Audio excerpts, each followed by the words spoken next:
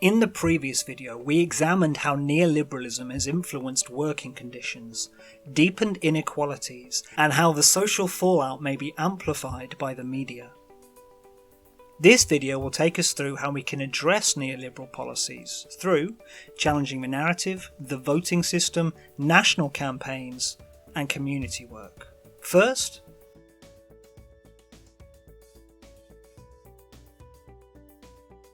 the narrative. Public attitudes are susceptible to being guided by the news media, which itself affects how information is framed, what is reported on, and how favourably. We can practice being more aware of how the media frames its content, whose quotes and opinions are featured, and what the news ultimately implies because of how events and content are presented. For example, the study we saw in the previous video which suggests that the media reports on our economic value rather than in terms of the human costs, like unemployment and debt. To begin to address the narrative, we must first consume the media more thoughtfully. Consider the publication, the author, their background, and their affiliations. Which, if any, other individuals are quoted within the article or news report? For example, are they experts or academics in a relevant field? Do they have an explicit political leaning? Do they own a large business? Do they represent workers in a trade union? Are you reading full quotes, or are those quotes taken out of context? We can also seek out alternative viewpoints from papers on different ends of the political spectrum and smaller, independent news sources. Some alternative and independent news outlets not run for profit include The Conversation, Byline Times, and Open Democracy. Seeking out alternative views is also helpful to learn to spot differences in rhetoric and even stories unreported or omitted entirely by the mainstream media. Supporting smaller, independent news sources and groups such as the Media Reform Coalition, which campaigns for a more democratic, ethical and accountable media, can help us support a wider range of voices in the media and rebalance the narrative. Learning to identify all these nuances and following them up can take time, but being aware of the impact of neoliberalism can allow us to be more informed and thoughtfully engage with what we consume. From there, we can use our growing media literacy to discern and amplify news that is supported by good evidence. Support good journalism with site traffic, shares, clicks, subscriptions, and speak up when publications fail to do their jobs or report inappropriately. Voting habits. It can be difficult to know how to vote to reduce the impact of neoliberal policies. Perhaps the greatest issue with using voting as a means for change is that most major political parties on both sides of the political spectrum have adopted and sustained a neoliberal stance since the 1980s, with very few exceptions. Peoples and parties which campaign against neoliberalism are often sidelined or ostracised by the media. Techniques such as underrepresentation, exclusion, misrepresentation, and personal attacks are used to downplay or delegitimize their arguments and trustworthiness. Research suggests that Jeremy Corbyn in particular was subject to antagonistic and delegitimizing media reporting for opposing neoliberal common sense. Independent groups such as Simple Politics and Full Fact can also help break down and verify information, facts, and statements made by politicians, making the process easier for us to handle. Further, when deciding what to vote for, we may benefit from thinking about which services were underfunded, dismantled, or privatised due to neoliberal policies. We might then think about what, if anything, should be renationalised rather than run for profit, and then voting for parties in line with that goal. Many of our services were all nationalised in the past, for example, British Rail. And there is scarce evidence that privatisation of the railway has benefited us as customers. And now there is increasing concern about the privatisation of the NHS. So when considering who to vote for, we might prioritise better funding or renationalisation of public services, and then vote in those interests. But then there is often a disconnect between votes cast and how many seats parties get in the House of Commons. This is because the United Kingdom does not have proportional representation in general elections, where seats gained more accurately reflect votes cast. Due to the current voting system in the UK, called first past the post, millions of people can support one party and get a single MP, while only a few 100,000 people voting for a different party might get 10 times as many people sitting in Parliament. In 2011, a vote was held in the UK to change our voting system from first past the post to a form of proportional representation, but the outcome was that we kept the first past the post system. The media coverage surrounding the two options was criticised for being sparse, dishonest, and not suitably regulated or informative, potentially affecting the vote. To learn more about our current voting system and alternatives, you can look at the Electoral Reform website or Make Votes Matter. So, although elections are important, they are not the only means for change, especially if your vote is put at a disadvantage by the voting system. National campaigns. Here are some examples of causes you could get involved in or offer your support on a national scale.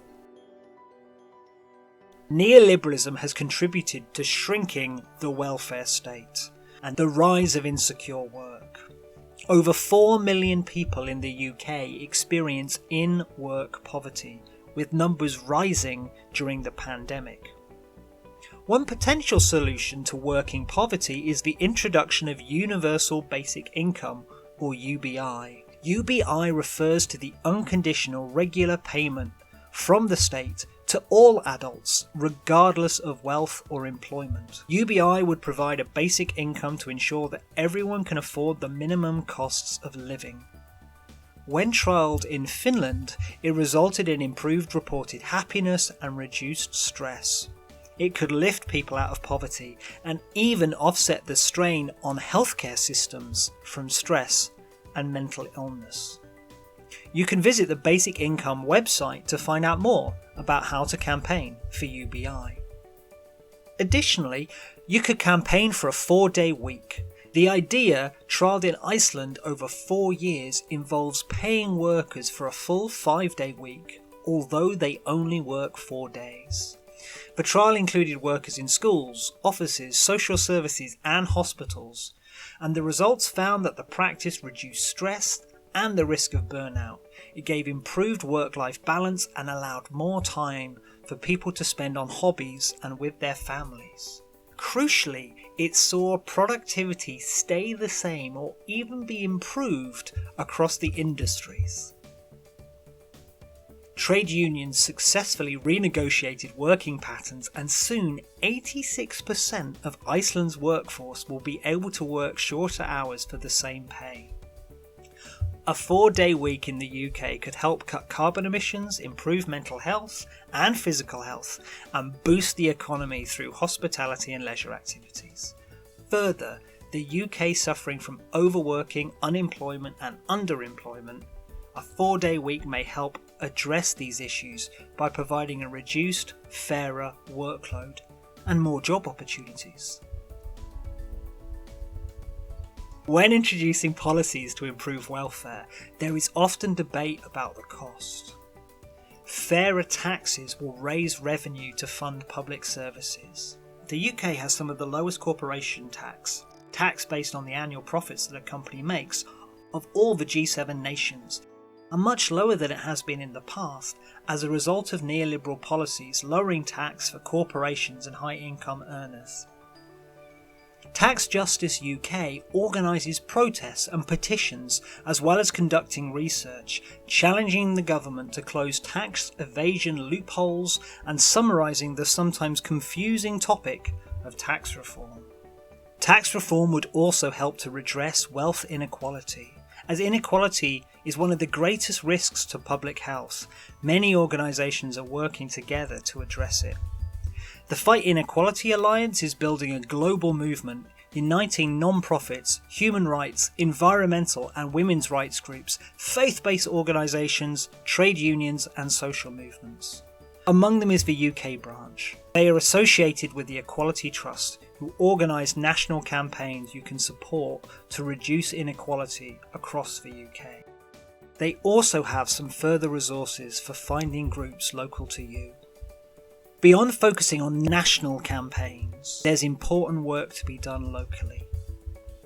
In your community, engaging with change from the ground up and building a strong community is critical to lasting impact against an agenda that values profits over people. We can do this at work and at home. The most important thing you can do is pick a movement that you're passionate about. Some causes will take longer than others, and any movement will face hurdles and setbacks. Trade unions are organisations of workers who come together to achieve common goals, from protecting and improving wages to improving safety standards. They do this through collective action, including negotiations and sometimes strikes. The decline of trade unions in the UK has been linked to increased work insecurity by changing the balance of power in the workplace. Employees have been forced to accept changes that act in the interest of employers, often at the cost of employee wellness. The tendency not to have lifelong careers and the rise of insecure work can make it harder to know if and how you can join a union and what support they can offer you. However, there is advice available to find and create unions on the TUC website.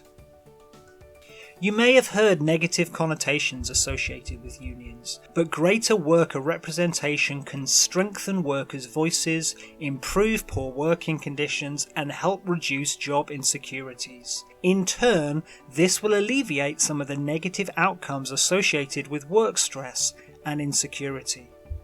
Outside of work, you can join or start a tenants' union to get involved with rent and neighbourhood issues, or protest against detrimental, profit-driven developments. An example might be highlighting to your community how a new housing development on a greenfield site might damage the local environment, heighten competition for schools, and lose essential green space, while only really increasing the profit of the developers. The actions you choose will depend on what needs challenging or protecting to best serve your local community and the people who live there. The Equality Trust has also produced some manifestos to demonstrate some easy steps that we as individuals can take to combat inequality and division in your community. These involve 1. Holding your local elected representatives to account by contacting them to challenge votes and decisions that will worsen inequality and assert that they work for changes to improve your local area. 2. Favouring businesses that pay the living wage and produce ethically. 3.